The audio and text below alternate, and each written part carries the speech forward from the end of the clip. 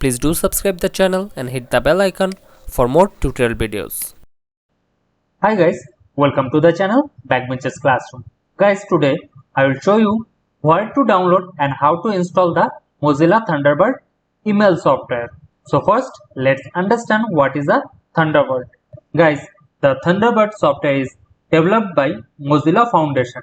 Is an open source cross-platform email software just like an Outlook software of Microsoft company.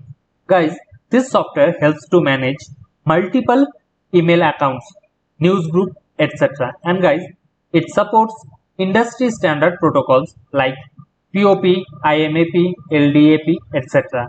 Basically, this software is used in corporate departments, but we can use personally as well.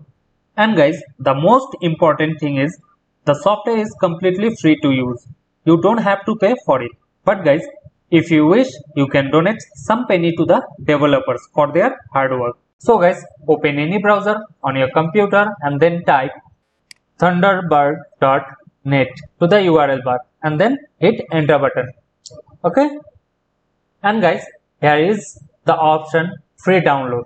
Guys, you have to click on this free download option to download the software. As you can see, the download has finished here. Okay. And after downloading, it will redirect to this page. Okay. Let's back to the previous page. And guys, by clicking on this button, you can donate to the developers. Okay. And guys, you can even use lots of add-ons. So guys, here is the list of add-ons. You can add any of them according to your need. And guys, everything is customizable on this software. So let's open this by clicking on this software. And here it started extracting. Okay. Now guys, to install the software, you have to click on next option. And then it will remain the same standard. And then click on next. Again click on install. Okay. And now click on finish to launch.